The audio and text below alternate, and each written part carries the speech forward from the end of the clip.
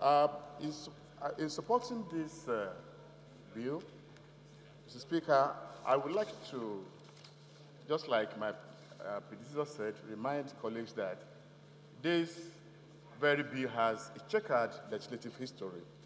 It was initially passed by the Senate as far back as 5th July 2018.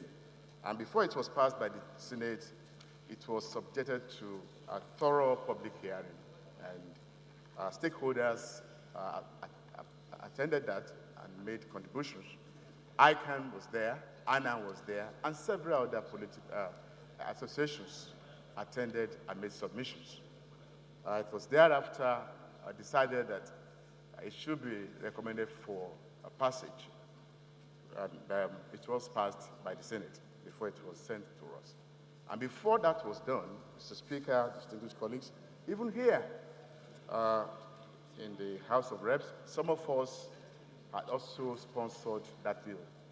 And I remember, we have it here, we have Honorable Abonta, Honorable Epuchai, and myself also sponsored it. But it's being consolidated so that we can have a hearing, both for the concurrence and the one we sponsored here.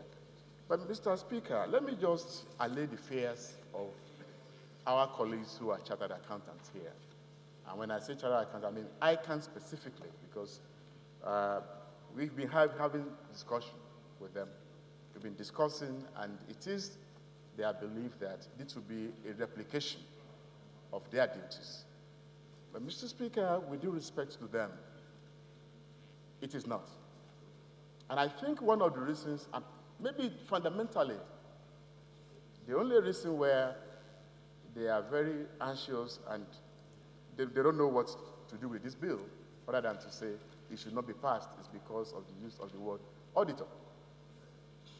That it's the only ICANN that can audit. Of course, I beg to disagree, because in Nigeria here, we have several other professional associations, even outside Nigeria, that haven't become an ACA or FCA you can also belong to. We have the ACCA, which is not in Nigeria here.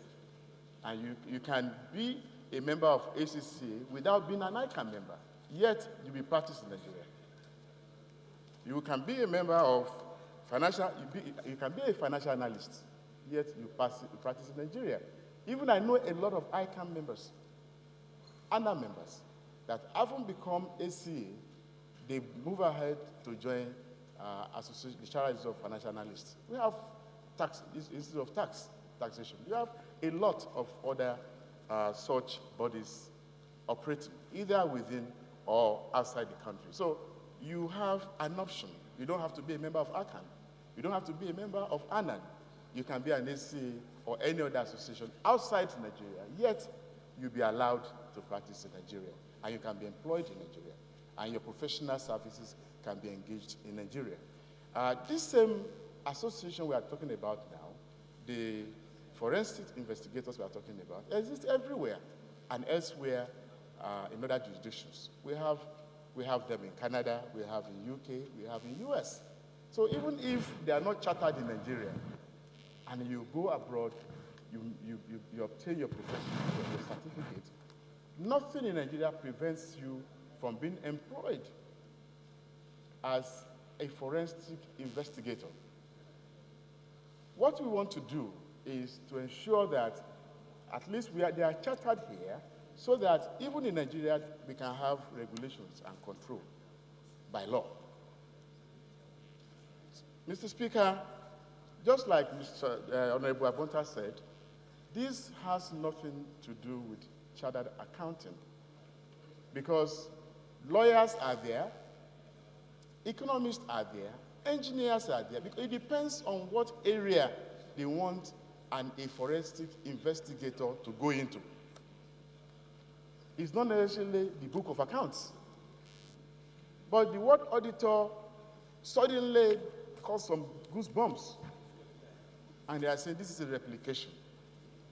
How many times have we seen an accountant in court testify for EFCC or for ICPC Once there is a problem, an issue of fraud, you call in forensic investigators to go into them and look into the books of accounts. On the issue of whether it was in the ICANN Act before, of course, ICANN Act was passed in 1965.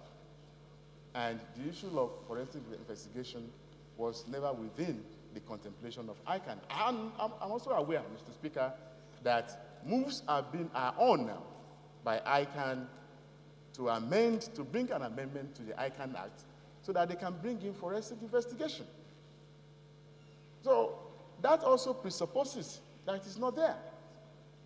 I don't want us to put sentiment into things that border on national security and corruption. We want to fight corruption. We want to fight graft. And I know very well that those that we use don't have to be chartered accountants before they can do that, Mr. Speaker, as I said before. So I want to appeal to our members, honorable colleagues, that this is not about demeaning or taking away from the powers, duties, and functions of the ICANN or ANAN. Of course, ANAN members, some of them came to our office, they even said they don't have any objection.